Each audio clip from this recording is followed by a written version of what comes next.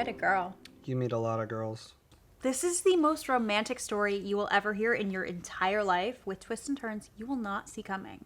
Don't you want to hear about it? I hate romance. Her name is Jessica. Stupid name. She smells like that brown bread at Cheesecake Factory. That's cliche. Do you want to hear about this or not? Not. Come on, man, this is real. Haven't you ever told someone you loved them before and just, meant it, like from your soul? I don't know. Maybe my mom. Just shut up and listen. It was yesterday. I had had a few too many salty dogs at the 6 a.m. happy hour at the drawing room, so I decided to walk the 1.5 mile home up Franklin. Is that smart? All of a sudden, a car comes out of nowhere and starts following me. She's driving. Jessica. Francine. Who the hell is that? My ex. And she was clearly on one of her Bang energy binges, so I was trying to keep my distance, but she was following me around in her car and she kept screaming at me to get in. But I was like, honestly, bitch, I haven't seen you in 6 months. The last time I saw her, she roleplayed as Mike Tyson and tried to bite my ear off. This is getting a little long. Can we wrap it up? I haven't even gotten to Jessica yet. Well, when will that be? Bam! Francine hit someone with her car. Jessica. No, a homeless person. Oh, Jesus Christ. Were they okay? Ew, I don't know. I took off running because I heard a siren and I was running for what seemed like hours until I could barely catch my breath. So we make a left onto Franklin. Wait, weren't you already running down Franklin? Was I? Anyway, I make a left onto Franklin, right into the arms. Into the arms of Jessica. You fell in love. Story over. So can I have more coffee? No, a police officer. Oh. I was thrown into a drunk tank. They had an overfill from St. Patty's Day, so I was thrown in a small cell with one other drunk. It smelled like shit because someone was crapping at that exact moment. No, not. Jessica. The second we locked eyes, she must have evacuated her bowels because a satisfied look crossed her face and the smell of turd freshened the air. Romance. You promised me romance. We talked all night. Turns out she was busted for cocaine that morning, but when the police officer wasn't looking, she swallowed the entire 8-ball, which was actually cut with a shit ton of baby formula because her drug dealers suck.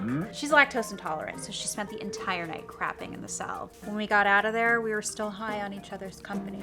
Well, she was also high on cocaine, but we just clicked, The two of us spent the next 48 hours together learning every little secret about each other. Like what? You know how you have webbed toes? I don't. Well, Jessica has a webbed vagina. It's kind of like...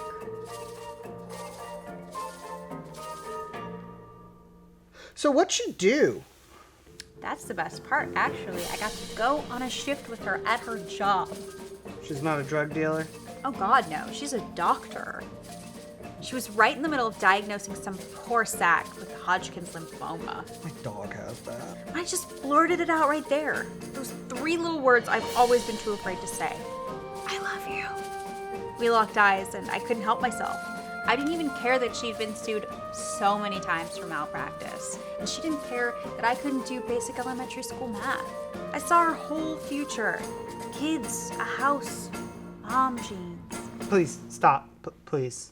But I'm not done with the story. Before you finish, I need to tell you something. I have told somebody that I love them before. Yeah, you said it was your mom, which is gross. What? No. This was a couple years ago, after fishing at the Salton Sea. Oh, wait, are you going to tell a story? Who goes fishing at the Salton Sea, though? Shut up. I don't tell people this often. Okay, carry on. I was pissed off because I hadn't caught a fish, and I couldn't find my way back to the freeway. I'm in the middle of the desert, driving in circles. I'm about to have a panic attack when I see this woman hitchhiking. Wait, who still hitchhikes? Did I cut off your story? Yes, you literally cut off my story so you could tell me yours. So I pull over and say that I'll give her a ride if she can lead me back to the freeway. She hops in, and we hit it off. I tell her all about my life, and she makes me feel better about living in a parking lot behind Warner Brothers Studios. Oh, you moved. Congrats. So eventually, I told her that I hadn't caught any fish, and she insisted that I had caught a fish because I had caught her. And that made us both smile. Is she implying that she is a fish? Because that is a very strange thing to say. We connected on a level deeper than I've ever connected with anyone before. The conversation got so heavy, I had to turn off the car. I know it was crazy, but I looked at her and I told her that I loved her.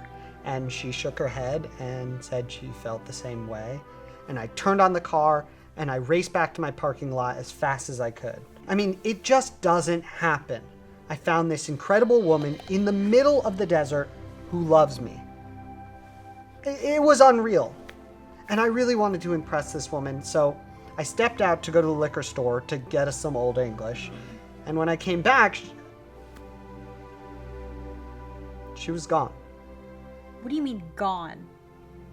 She must have slipped out while I was in the store. And all that was left was a stinky fish. Jesus Christ. You picked up a magic fish woman. What? No, that is not the moral of the story. Did you have sex with the fish, though? I did not have sex with a magical fish woman. I saw her 2 weeks later, outside of a Walmart. The magic fish woman. Well, what the hell happened? Nothing. We just pretended we didn't see each other and went about our way. What? You had just told this woman that you loved her. Didn't you want an explanation or some sort of closure? Well, I got my closure. I ate the fish. I was satisfied. And at the beginning of the day, that was all I really wanted. That's really depressing. Well, finish your story. Now I don't want to. Great. Well, we can just drink our free coffee in silence. Are you telling me that I shouldn't rush to love so quickly? No, I'm just saying, make sure you bring home your fish at the end of the day. Wasn't that clear? No, not at all. Well, it's a modern parable. Okay, so then that never happened to you. No, it did happen, but it has universal truths. All right. Can we just shut up now? Okay, are you two done? Oh, yeah. Sorry, we're done. Okay, now, Ivan here was telling us about his mother's death.